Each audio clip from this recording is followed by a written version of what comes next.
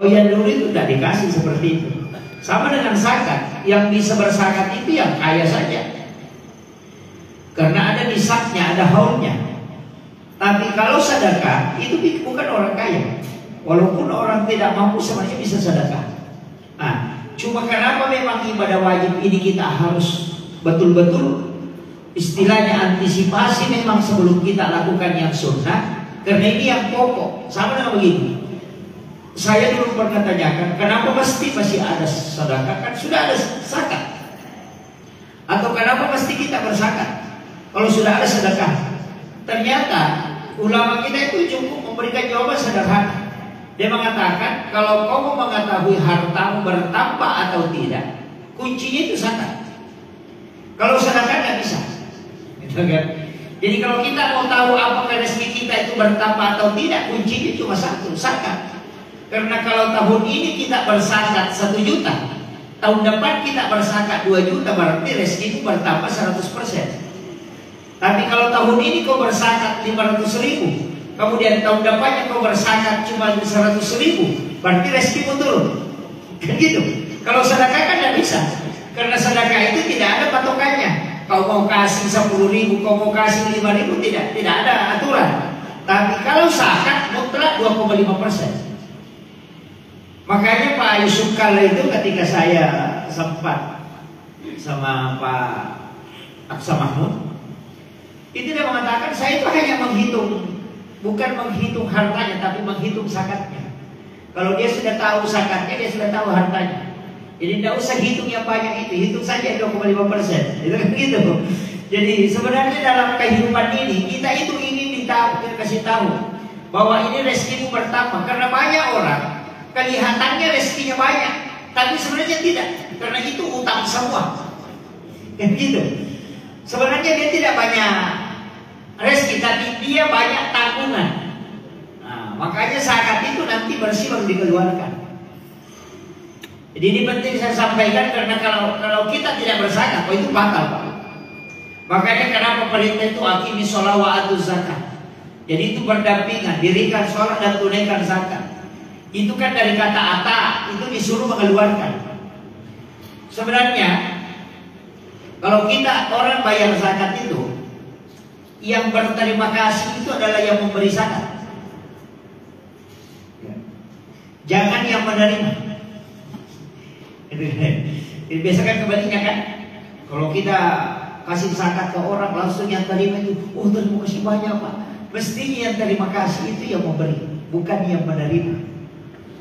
Yang memberi itu berterima kasih, yang menerima itu mendoakan. Kenapa mesti berterima kasih yang memberi itu?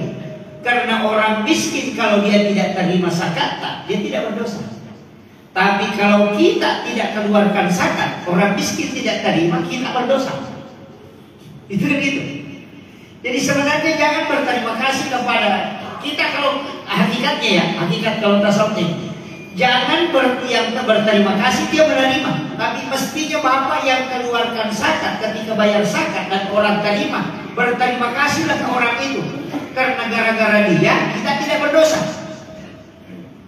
Kan gitu. Kalau zakat tidak diambil orang Pak, kita akan disiksa, dan itu dibakar dengan harta. Kalau makanya harta itu kalau senisa, ya kena zakat. Makanya hati-hati. Pedagang di sini kan banyak. Oh itu batal. Ya. Jadi sebenarnya segala sesuatu itu mesti ada yang dikeluarkan. Makanya zakat itu sebenarnya bertambah. Jadi saya punya mursyid itu dikasih tahu, kalau kau bayar zakat, nah potong tangan saya kalau tidak naik rezeki. Yang penting kau jujur dalam kalau bermuamalah, kalau berdagang. Yang penting jujur. Potong tangan saya katanya kalau tidak, Allah tidak naikkan. Karena memang zakat itu di situ. Dan makanya saya kasih tahu jamaah yang ada di sini, satu kuncinya. Kalau kita selama ini belum tahu betul zakat kita, makanya mulai tahun ini, mulai Ramadan, itu paling enak kalau kita hitung zakat di Ramadan. Karena nanti Ramadan tahun depan kena lagi ke 1 tahun. Nah begitu. Makanya ambil barakahnya. Bisa juga dikeluarkan setiap bulan. Kayak PNS, kayak pegawai kan, terima gaji langsung keluarkan 2,5%. Tapi tidak usah disalurkan dulu, keluarkan aja. Jadi ambil zakat itu, bukakan rekening khusus, kasih masuk di situ. Nanti Ramadan baru disalurkan. Itu kan beda mengeluarkan, beda menyalurkan kan. Keluarkan saja, setiap bulan kita keluarkan, tapi kita kasih masuk di rekening. Tapi jangan ambil.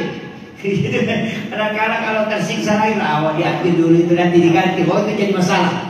Jangan. Jadi pisahkan saja harta kita, keluarkan. Nanti kalau kita meninggal, anak kita sudah tidak setengah mati menghitung. Kenapa? Karena kita memang sudah bersihkan sebelum kita meninggal.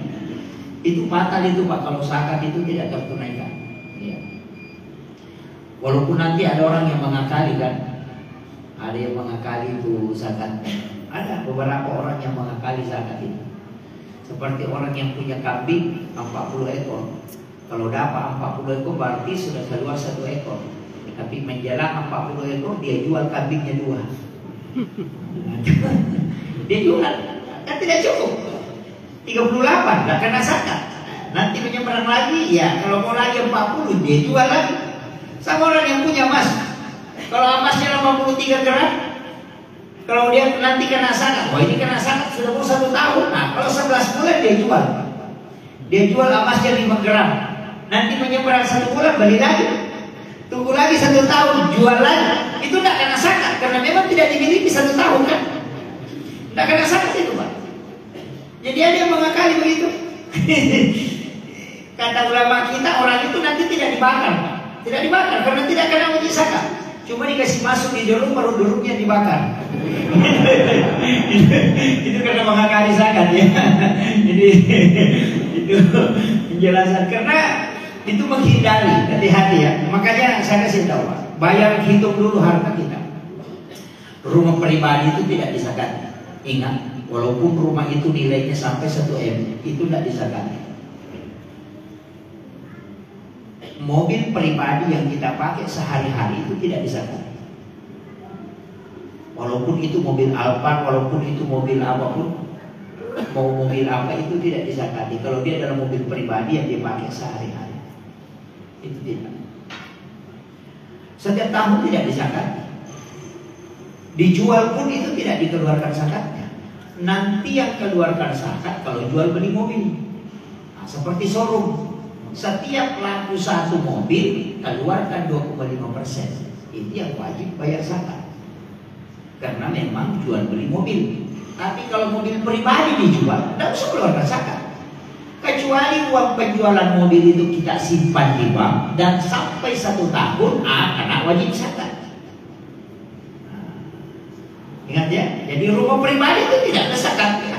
Kecuali rumah itu kita tempati buka usaha, kena itu. Jadi jangan juga diakali ini rumah pribadi, tapi tempati menjual, itu kena zakat karena digunakan untuk bisnis atau rumah yang dikontrakkan, itu kena zakat. Ini yang harus dianukan ya Pak. Kalau jualan, hitung keuntungan plus modal yang kita miliki dan barang yang tinggal yang cukup 1 tahun, kemudian keluarkan kebutuhan pokok, bayar utang yang sampai waktu temponya untuk dibayar, sisanya baru dikeluarkan 2,5%, itulah zakatnya. Itu paling gampang dihitung Pak. Modal plus keuntungan, keluarkan utang dan kebutuhan pokok yang dipakai makan sehari-hari, keluarkan, kemudian sisanya itu dikeluarkan 2,5%. Sekali aja 1 tahun. Itu paling gampang dihitung. Jadi zakat itu Pak tidak susah. Kalau itu zakat mal. Kalau emas, itu dapat. Jadi sebenarnya zakat itu selalu lari ke emas. Jadi jangan bilang saya tidak punya emas 85 gram. Tidak, yang dimasuk nisab zakat adalah seharga emas 85 gram. Jadi itu lari terus ke harga emas.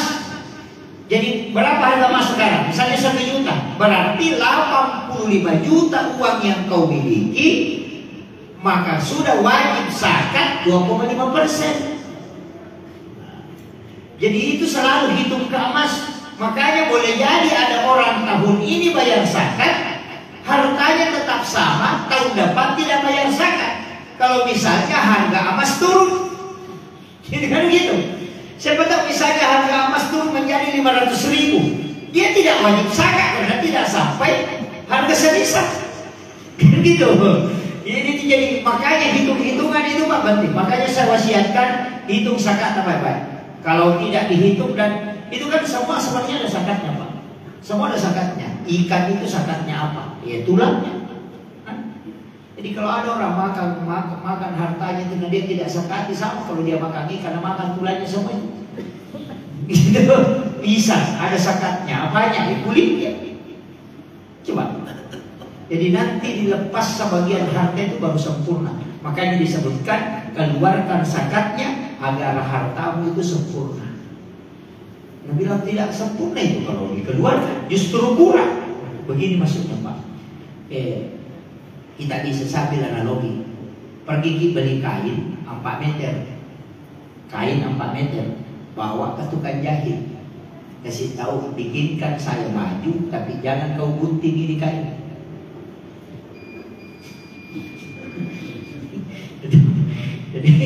Jadi ini kain, bikinkan saya baju atau bikinkan saya celana, tapi jangan ada yang kau buang ini kain.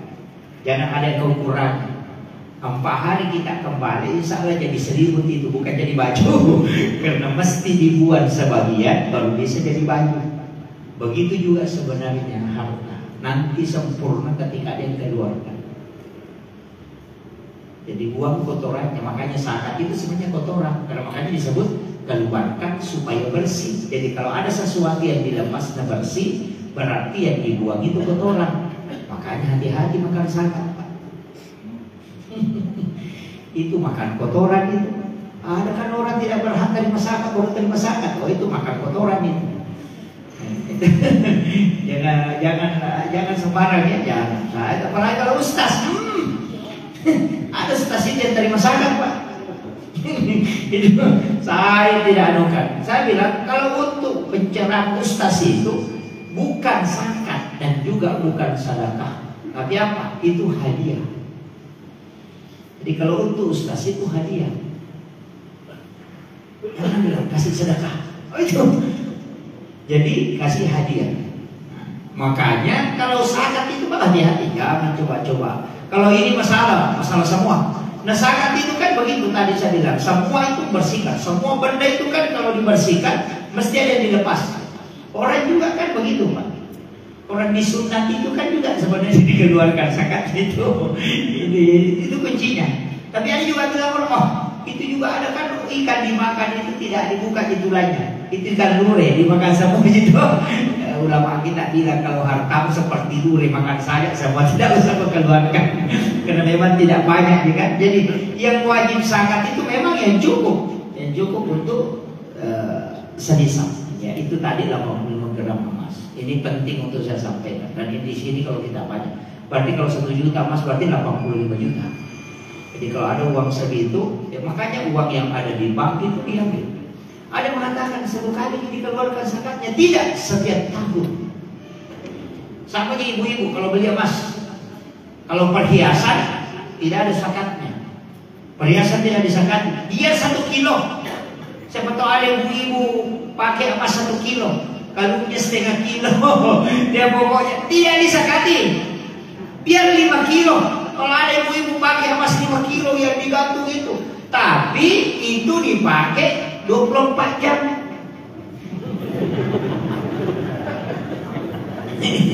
Itu dipakai terus. Makanya disebut perhiasan. Sebenarnya perhiasan wanita itu tidak ada yang nampak. Semua sembunyi. Anting itu sembunyi, kalung itu sembunyi, gelang itu sembunyi. Yang kelihatan itu cuma cincin.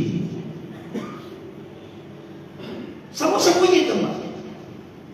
Cuma sekarang perempuan emasnya di luar. Jadi itu yang perhiasan normal. Tapi kalau kita beli emas dengan niat mengatakan bahwa nanti kalau harga emas melonjak saya akan jual, berarti itu bukan perhiasan, tapi itu aset namanya. Aset itu harus disakati, dan itu disakati setiap tahun. Kalau ibu-ibu beli kalung, beli gelang, beli ini, baru disimpan. Nanti ada pengantin baru dipakai, itu dihitung. Mana lebih sering dipakai atau tidak?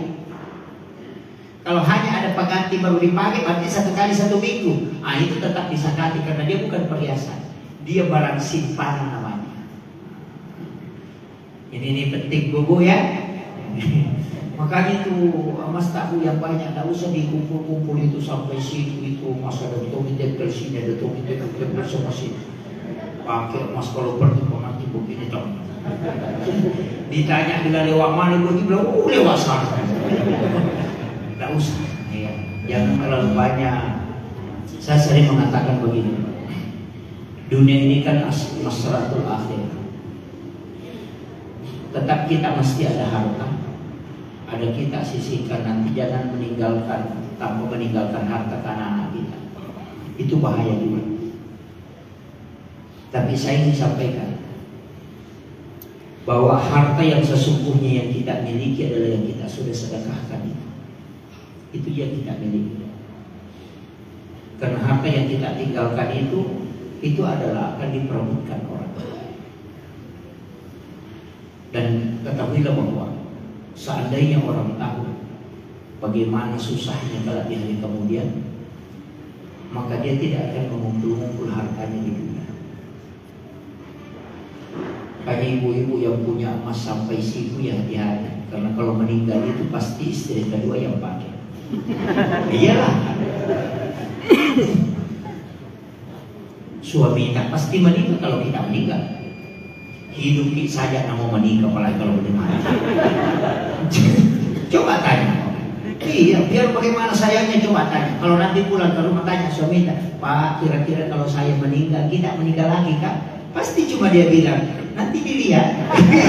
Bagaimana itu? Tidak. Bagaimana nanti dilihat? Padahal dalam hatinya ya pasti menikah. Itu kan? Iya. Tidak ada bagaimanapun sayangnya orang kepada istrinya. Kalau dia meninggal, tidak ada yang mau minta kasih bermalam sampai malam. Seandainya kita tahu, ini catatan, seandainya kita tahu bagaimana cepatnya orang melupakan kita ketika kita wafat, maka tidak ada ucapan orang yang mempengaruhi kita. Ya, hari ini mungkin menangis, besok menangis, lusa tidak akan menangis. Sungguh bersyukur kita ketika di hari kematian masih ada orang yang menangis. Tapi sampai kapan orang menangisi kita? Palingan 1 hari, 2 hari dia akan lupa. Pejabat yang punya jabatan itu sebelum dimakamkan sudah ada yang menggantikan. Makanya jangan bangga dengan itu. Kita di alam kubur akan ditanya oleh malaikat, keluarga tidak akan pernah datang. Saya ingin tanya, anak-anak kita kalau kita harapkan, orang Bugis itu punya falsafah begini, wija-wijamu murano kaputa ciwali, taulian murano kaputa raka. Artinya ketika anakmu yang kau harapkan itu masih belum sempurna, apalagi orang lain. Kembali bola akan antara nomor pejabat. Ia punya bicara karena cinta. Iya. Ini di saat kita hidup. Ketika kita meninggal itu tidak. Anak kita jangan mengatakan bahwa dia mendoakan. Bersyukur kita ketika dia masih bisa mendoakan. Hidup saja dia lupakan kita. Kita kirim ke Makassar kuliah. Kapan dia menelpon? Nanti habis subuh. Iya. Ketika kirim uang cuma SMS itu sudah sampai di kiriman. Tidak pernah bertanya. Saya mungkin tidak lupa. Bagaimana sudah makan atau apa, tidak pernah. Jelas ini kita masih hidup. Apalagi kalau sudah meninggal. Tidak usah anak kita terlalu jauh kalau anak kita. Yang kita hadir di sini saja saya mau tanya. Berapa kali kita menziarahi makam orang tua kita yang sudah meninggal dalam 1 tahun? Palingan 2-1 kali. Tidak saja yang paham agama yang masih sholat, itu hanya 1-2 kali datang ziarah. Apalagi anak-anak kita yang belum paham.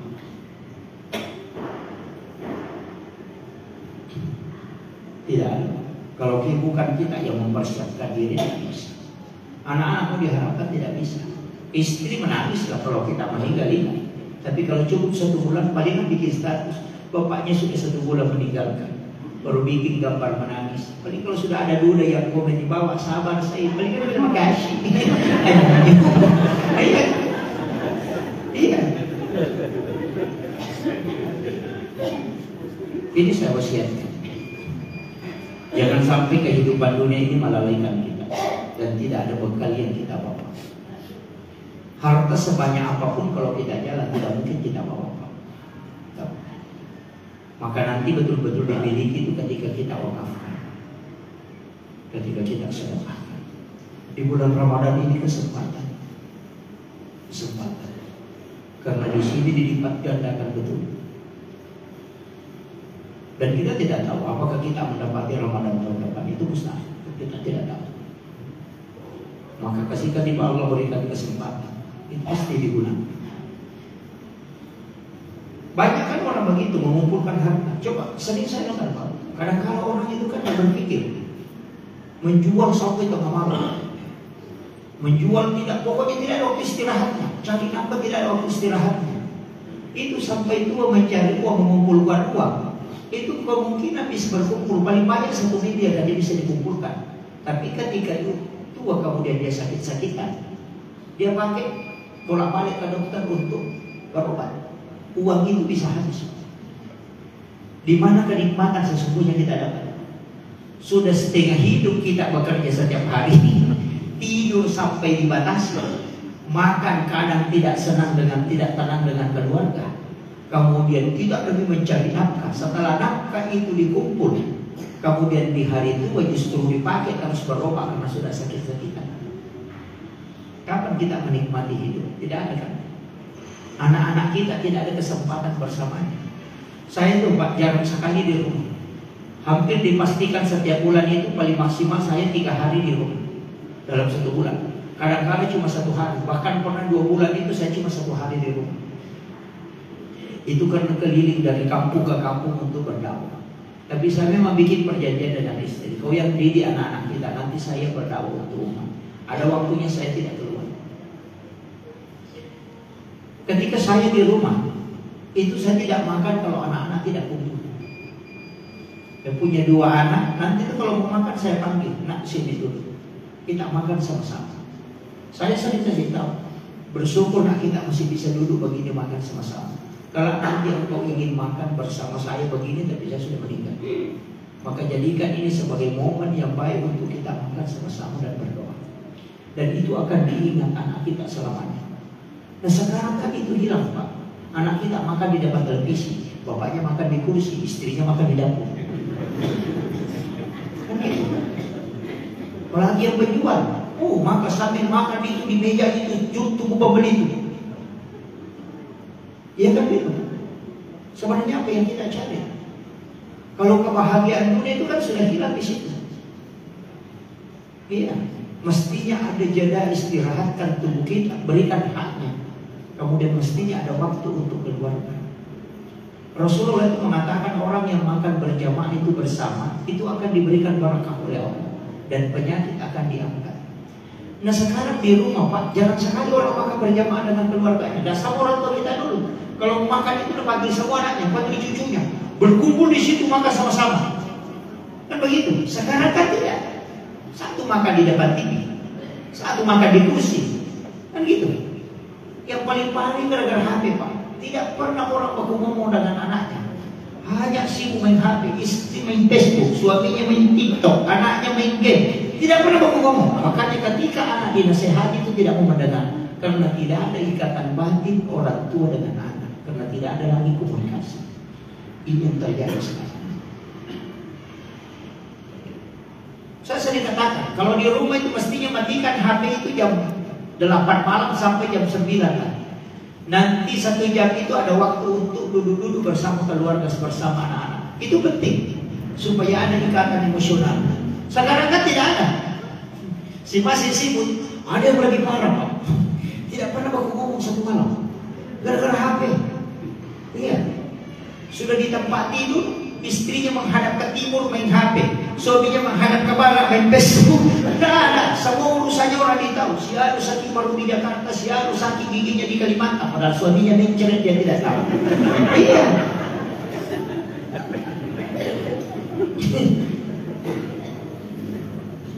Karena semua urusannya orang yang diurus. Sekarang kan begitu. Jadi bukan urusan kita diurus, keluarga itu hilang arah. Ini makanya berkah dalam rumah tangga itu dicabut. Jadi saya kembali persiapkan amal kita, persiapkan.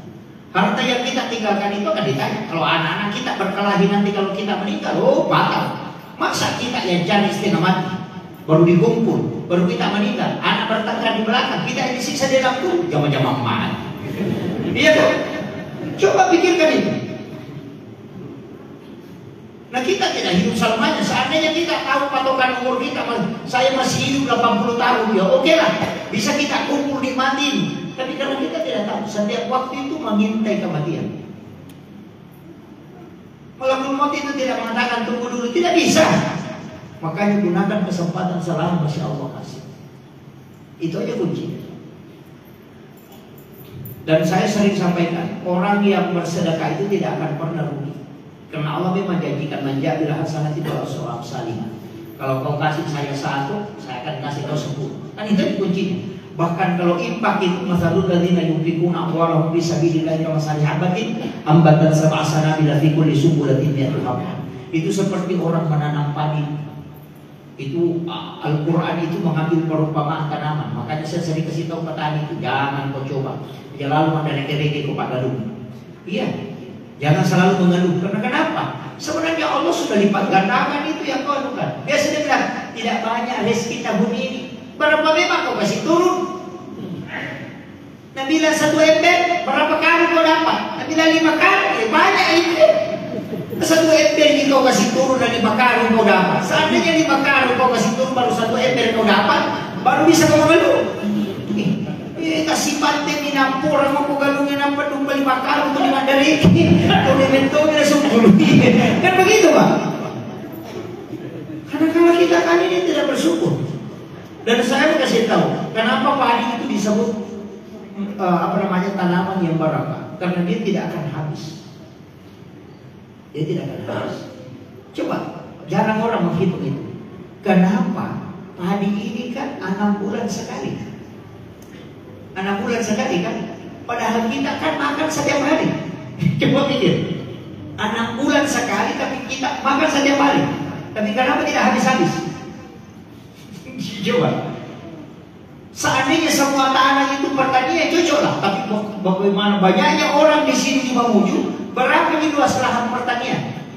Bilang ada beras masuk itu tidak seberapa yang masuk. Nah setiap hari orang makan, dan 3 kali lagi 1 hari. Lain lagi yang dijadikan yang lain-lain yang dijadikan campur. Tapi kenapa tidak habis-habis ini? Padahal cuma sekali panen dalam 6 bulan. Seandainya bila setiap bulan panen cocok, bila 6 bulan baru panen sekali. Nah berapa jinanya? Nah berapa nama orang setiap hari? Tapi kenapa tidak habis? Itu karena Allah masih menjaga keberkahan. Iya. Dan itu nanti ada kaitannya dengan zakat fitrah. Kenapa tidak disuruh berzakat dengan makanan pokok, bukan dengan uang? Saya walaupun membolehkan, tapi saya wanti-wanti pesankan memang jangan berzakat fitrah dengan uang. Kalau saya, walaupun dibolehkan dalam fikih Ahmad bin Abu Hanifah itu membolehkan. Tapi kalau Syafi'i mutlak tidak boleh berzakat dengan dinilai dengan uang, harus dengan makanan pokok. Karena makanan apa? Zakat fitrah ini Pak kalau tidak diterima, ini perangkonya puasa dengan sholat tarawih. Kalau tidak diterima di zakat fitrah, puasa dan sholat tarawih tidak ada gunanya. Begitu. Karena itu kan yang penentunya. Kalau kau tidak mengeluarkan zakat fitrah, maka puasa dan qiyamul Ramadan tidak ada gunanya.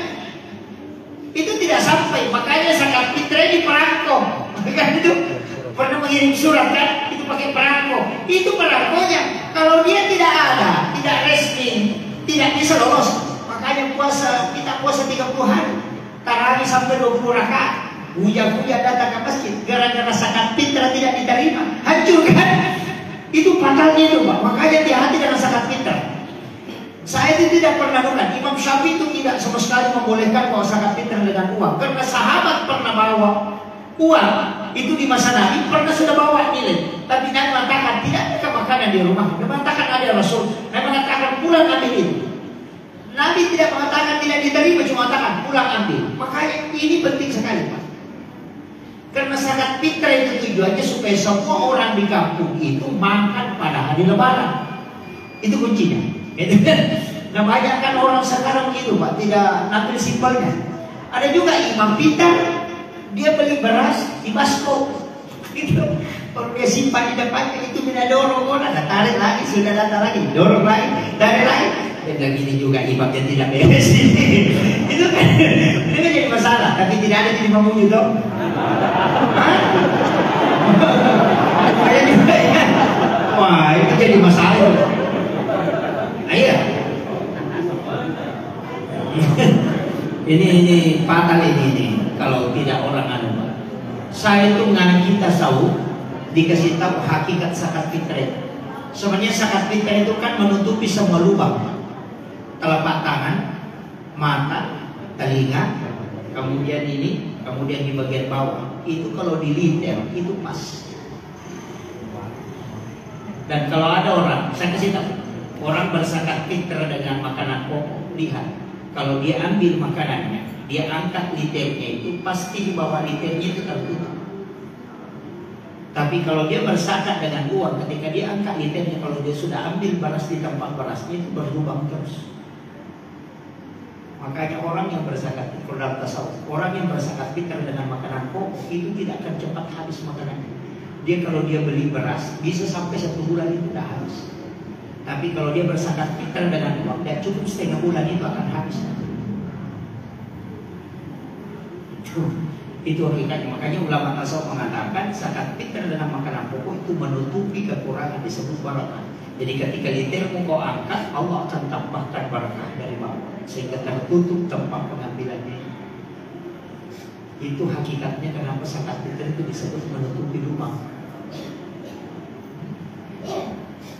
Tapi kalau mau zakat fitrah dengan uang silahkan, ada ulama yang membolehkan, silahkan.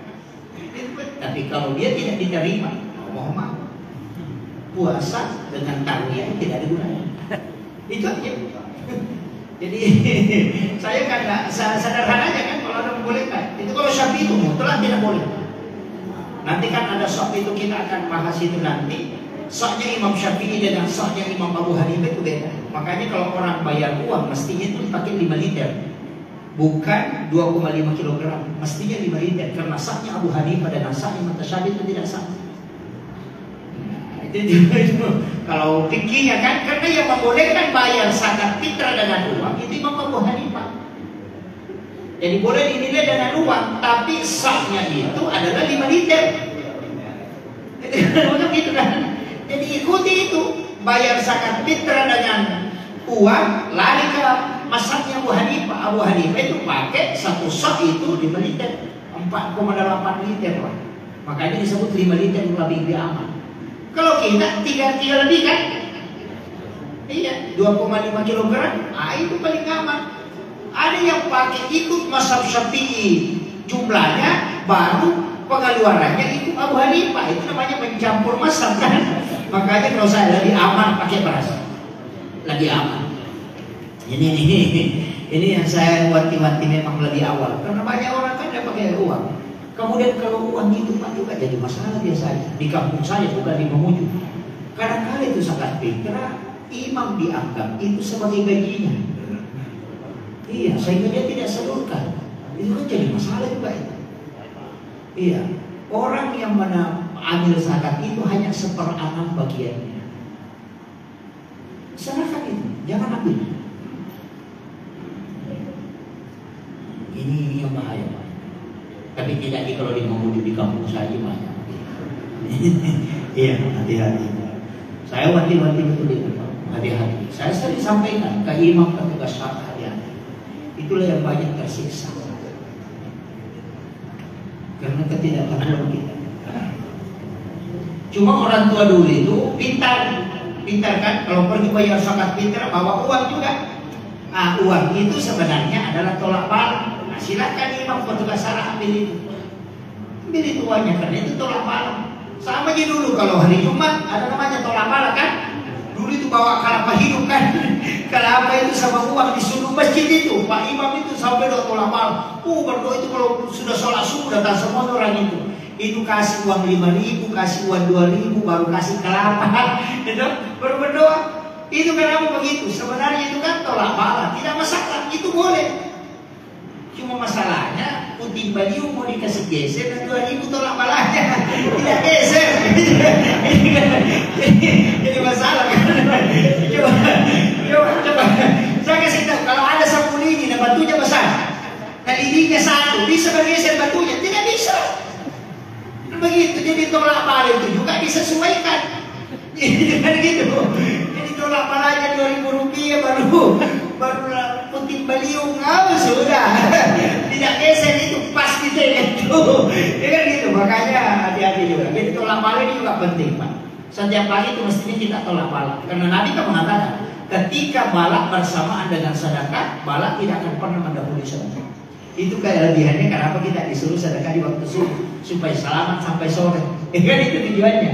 Makanya disebut sedekah subuh istimewa. Nah, ini jadi usahakan kalau tidak bisa sedekah malam, sedekah subuh. Dan sedekah itu tadi tidak akan ada orang yang miskin karena sedekah, tidak ada. Saya itu Pak terus terang pernah dapat keberkahan sedekah. Pernah saya dapat itu. Itu masih saya masih ingat sekali itu. Saya pergi sholat Jumat. Jadi itu uang, ada uang 2.000, ada uang 50.000. Jadi itu uang 50.000 saya simpan di saku. Jadi yang sebelahnya itu saya simpan di kantor depan, itu uang 2.000. Pergi sholat Jumat. Jadi saya bilang nanti pulang sholat Jumat baru singgah makan. Jadi dia 2.000 dipisahkan, memang ini nanti bisa sedekahkan di Ciledug ada 2.000. Kalinya saya sholat Jumat di 2.000 batu tidur. Kalinya lewat Ciledug dikasih bangun langsung saya ambil itu uang kasih masuk. Nanti saya sadar itu waduh 50 katanya itu atau 2.000 Parisa waduh 50 masuk, saya bilang mati 2.000. Jadi saya tuh selalu bilang ini selalu punya ciri yang bila sate yang bisa dibuka sate. Ini saya masih mahasiswa. Saya ingat itu semester 4 saya sekali itu jadi menurunki itu, saya ingat betul itu. Jadi saya bilang mantap ini 2.000 tinggal 2.000 masih 1 minggu ini masih saya bilang. Tapi saya bilang pasti ada hikmahnya, tapi dalam akal itu bilang mana hikmahnya, tidak ada. Tapi saya mulut itu selalu bilang pasti ada hikmahnya, tapi dalam pikir mana hikmahnya, tidak ada. Habis ini. Jadi saya itu pulang ke rumah tidak singgah beli makanan karena tinggal uang 2.000. Saya bilang aku mau dibeli 2.000. Saya itu pulang pagi-pagi di rumah, apa ini, saya lapar. Ternyata ada anggota dewan dari situ waktu itu, saya masih ingat sekali betul. Datang ke asrama itu cerita-cerita, dan itu dia kasih uang 250.000 sebelum pulang. Di situ mulai saya yakin dengan sedekah. Sebelum makanya saya bilang sebelum mengkaji terlebih dalam sedekah itu, di situ langsung saya yakin bahwa ternyata di saat susah kita bersedekah itu betul-betul, dan ternyata itu ada. Jadi bersedekah walaupun tidak ikhlas itu Pak, saya bilang. Karena saya pikir dalam hati mana hikmahnya, tidak ada kehabisan kita ini. Tapi ternyata betul. Nah dari situ saya kalau ada masalah pasti mengawali dengan sedekah. Itu pasti. Dan ada satu hal yang saya ingin sampaikan, dan ini kami dikasih tahu di internet. Kadang itu kalau kita bawa mobil atau sementara jalan, atau bawa mobil atau bawa kendaraan, tiba-tiba ada orang di jalan terbesit di hati kita mau mensedekahi dia. Kadang orang itu misalnya orang jalan atau orang cacat atau orang tua jalan kadang membungkuk, langsung ada muncul dalam hati kita mau sedekah. Kasih sedekah dia. Ada ulama mengatakan kadang itu adalah lebih hidup. Karena kalau Allah menolak bala dengan jelur. Kadang ada orang menemukan itu kemudian dia sudah sedekah, kemudian langsung hilang orang itu. Kadang itu adalah malaikat yang diutus. Itu ada beberapa peristiwa. Ada orang yang dokter sudah angkat tangan tidak bisa mengobati. Yang paling paling yang masih ada di pesantren yang sudah susu masuk sekarang, itu sudah hafal Quran 30 juz. Orang ketika dia lahir, anak yang lahir itu dikasih tahu sama dokter bahwa anak ini tidak cukup 1 minggu umur. karena dia punya penyakit bawaan yang tidak sampai 1 minggu, paling tinggi 3 hari. Padahal neneknya itu sudah siapkan uang untuk akikah cucunya. Pas dia lahir dikasih tahu bahwa ada keinginan begini, sudah uang itu dia sedekahkan. Dia keluar bilang, dia saya sedekahkan ini karena cucuku tidak umurnya tidak panjang. Dan dia kan bilang untuk cucuku saja. Apa yang terjadi Pak? Itu yang di rekaman di dokter itu petugas melihat ada orang tua yang datang, dan dia katakan orang tuanya datang membawa dok itu, kemudian dia kasih minum susu itu bayi itu di tengah malam, hampir jam 2 malam gitu. Makanya petugas itu dia marahi ibunya, dia bilang kalau mau kasih ASI ke anaknya jangan berangkat malam-malam, kita kan dia khawatirkan kalau tengah malam begitu tidak aman. Ibunya bilang, saya tidak pernah ke ruang bayi, di sini saja sampai. Dia bilang tidak, tadi malam kan datang. Dia bilang tidak, setelahnya dicek di CCTV tidak ada. Tapi dokternya lihat, petugasnya lihat, dan apa yang terjadi? Pak anak itu masih hidup sampai ini. Dan penyakitnya itu hilang. Cuma neneknya bilang, itu berkas sedekah yang saya lakukan. Jadi sebenarnya kenapa Nabi mengatakan daun mardaku bisa sedekah, obati penyakitmu dengan sedekah, itu benar. Tapi memang harus disesuaikan penyakit. Kalau penyakit kanker baru sedekahnya 5.000 tidak sampai.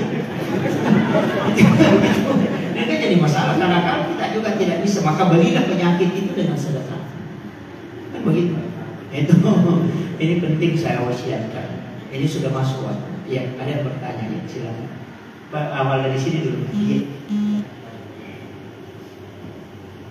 Kalau seumpama istri kaya, suami miskin. Iya. Apakah orang sebaiknya bisa bilang kepada suami?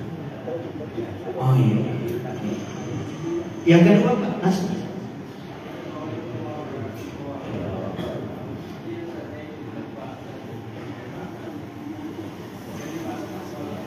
Iya.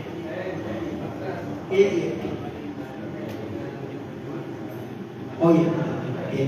Oh iya. Iya.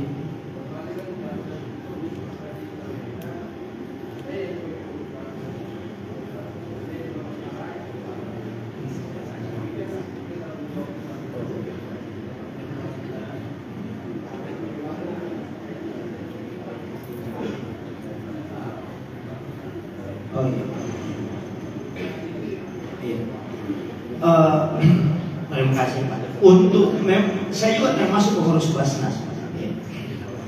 Begini, di aturan pemerintah kan ada fikih yang dipakai pemerintah itu dengan fikih komparasi namanya, menggabungkan. Tapi dalam fikih mutlak yang fikul Islam itu susah karena dia tidak disesuaikan. Basnas ini saya pembentukan dari itu hasil fatwa karena penggabungan kan, dia gabungkan mazhab Syafi'i dengan mazhab Abu Hanifah dalam zakat fitrah. Mestinya kan dia ambil tunggal, mestinya. Jadi makanya saya bilang tadi dibolehkan, tapi kalau mau aman jangan. Itu. Jadi kalau di Basnas itu penggabungan, dia boleh pakai uang dengan mengikuti jumlah sahnya Imam Syafi'i. Padahal Imam Syafi'i tidak membolehkan zakat fitrah dengan uang, harus dengan makanan pokok. Yang membolehkan itu Abu Hanifah, membolehkan untuk zakat fitrah dengan uang. Tapi sahnya Abu Hanifah itu lebih besar dibanding jumlahnya dibanding sahnya Imam Syafi'i. Sah itu sebenarnya kan kayak liter. Jadi ketika sahnya Abu Hanifah itu 4,8 liter, itu sahnya. Jadi kalau kita mau ikuti pendapatnya Abu Hanifah, mestinya kalau bayar zakat fitrah ikuti jumlah sahnya Abu Hanifah, karena dia yang membolehkan pakai uang. Jangan ikuti Imam Syafi'i. Nah, itu yang sebenarnya saya mengatakan penggabungan. Jadi dia pakai sahnya Imam Syafi'i, tapi pakai pembolehannya mengganti dengan uang pakai Abu Hanifah. Jadi Basnas itu menggabungkan, tapi itu kan hasil komparasi hukum. Iya. Jadi kalau makanya saya bilang kalau kita mau pakai fikih mutlak, pakai beras.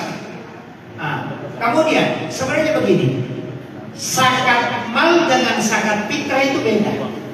Zakat mal itu diperuntukkan dalam tahunan, sedangkan zakat fitrah itu adalah supaya semua orang makan di kampung itu pada hari Lebaran. Karena kapan dia tidak ada satu orang tidak makan, maka satu kampung berdosa di situ. Makanya tujuannya zakat fitrah itu adalah supaya semua orang makan di hari Lebaran. Jadi bukan memang untuk disalurkan tahunan. Jadi itu hajat temporer kalau zakat fitrah. Makanya banyak Basnas itu tidak mengelola zakat fitrah, tapi tetap menerima. Jadi di kampung-kampung imam menerima, dia bolehkan. Yang penting ada laporan masuk, selesai kita laporkan, kan begitu. Dan termasuk saya yang melakukan seperti itu, Pak. Jadi tapi itu memang berat. Karena juga memang harus dikontrol kalau saya. Karena banyak imam petugas syara itu terima sampai 10 karung tapi tidak disalurkan. Jadi Basnas harus juga turun tangan karena kewajibannya. Itu jadi masalah juga. Makanya ini memang harus disadarkan. Paling tidak kalau saya Basnas juga itu, Pak, ini kita kan sehari itu kali ini. Mudah-mudahan bisa di Mamuju ini Basnas bikin kalender zakat. Mestinya. Jangan bikin kalender artis. Iya, mestinya itu kalender zakat. Jadi di gambarnya itu bukan gambar orang, tapi itu nisab zakat. Jadi orang beli kalender sekaligus sudah ada dakwanya. Oh, kalau zakat sama sekian, begini cara mengeluarkan. Itu kalau Malaysia begitu, Pak. Kemudian mestinya kita keluarkan kalender Islam. Kalender Islam itu bukan berarti tahun Hijriah kalau saya. Itu kalender Islam bisa ditandai warna hijau itu tempat puasa Senin Kamisnya. Jadi semua tempat puasa sunnah itu dikasih warna supaya orang bisa melihat kalender, oh kita puasa besok.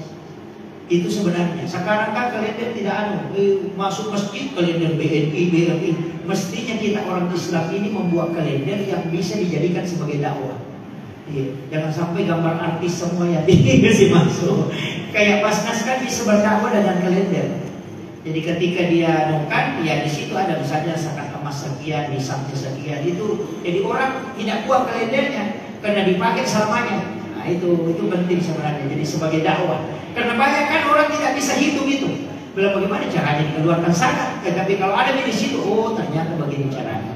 Saya lihat kan banyak istilahnya. Itu dan memang Pak itu tantangan kita di Basnas. Terus terang paling berat itu yang zakat fitrah dikelola. Karena mau diambil petugas syara marah-marah dan bilang ini cuma kerjaan kita, tidak diambil jadi masalah juga. Kan begitu. Makanya saya mewasiatkan. Saya tadi mengatakan kalau mau aman, tapi kalau ikuti sama aja begini, Pak. Nikah siri kan tidak diakui negara. Kan nikah siri tidak diakui negara kan. Tapi nikah siri diakui agama. Kan begitu. Jadi pernikahannya bisa sah, tapi tidak dikasih buku nikah. Begitu. Kecuali ada tanda tangan istri kan baru bisa. Oh itu, nah siapa juga istri yang mau tanda tangan. Gitu. Jadi makanya ada aturan itu di negara yang kemudian tidak bisa betul-betul diterapkan dalam fikih karena dia kompilasi istilahnya. Kompilasi. Sama nih kalau kita mau anukan itu sedekah kan. Bagaimana hukumnya sedekah yang pemain judi? Orang korupsi kalau sedekah atau uang sabu-sabu, apa boleh diterima? Kalau Syafi'i Maliki Hanafi Ahmad bin Hanbal tidak boleh. Kalau ada panitia sudah tahu pekerjaannya ini haram, kemudian dia terima sedekahnya, itu panitianya dipepek kepalanya nanti dari kemudian 4 kali lagi dipepek kepalanya. Kenapa? Sepakat menerima yang haram. Yang kedua tidak menolak keharaman. Yang ketiga mengotori tempat suci. Yang keempat tidak pernah ibadahnya orang gara-gara dia. Makanya panitia masjid yang menerima sumbangan dari orang yang tidak beres itu tunggu-tunggu 4 kali dipepek kepalanya. Iya. Siap tanggung jawab. Itu kalau pikir pemasak. Tapi coba kita buka kompilasi hukum pikir terakhir di Yusuf Bardawi. Justru sebaliknya. Kalau ada orang pemain judi sedekah, terima sedekahnya. Kalau kau tidak terima, kau berdosa. Coba. Ada kalau kau terima, kau berdosa. Dihukum nanti dari kemudian. Ini Yusuf Bardawi sebaliknya. Kalau orang pemain judi, pokoknya orang korupsi, ambil uangnya. Kalau dia sedekah. Pemain judi, ambil uangnya. Karena kalau kau tidak ambil dan napaki main judi, kamu banyak dosa. Tidak begitu. Coba kalau kau tidak ambil uangnya, napaki main judi, napaki beli minuman, napaki main perempuan, lebih banyak dosanya. Siapa yang menyebabkan dia berdosa? Kamu, karena kau tidak terima uangnya. Coba kau ambil, kan tidak napaki main judi. Jadi ambil tapi jangan dicampur dengan uang halal. Bagaimana caranya bikin kain kotak baru ditulis sumbangan apa botol? Kira-kira begitu lah. Jadi dipakai. Iya. Tapi kapan di mana dipakai? Jangan dikasih masuk ke masjid. Ketika bangun WC pakai di sini, bangun menara pakai di sini, bangun pagar pakai di sini. Jangan masukkan ke dalam masjid. Kalau bangun setting tank, di situ tuh pakai. Dari kotor ke tempat kotor. Itu dia itu. Jadi itu namanya serius kali. Tapi kalau mau apa pakai Imam Jazuli. Saya lihat di masjid ini pakai Jazuli ya. Itu bikin kotak amal besar di luar. Simpan aja di sini. Nanti orang masukkan ke sini. Jadi panitia tinggal ambil setiap bulan ambil.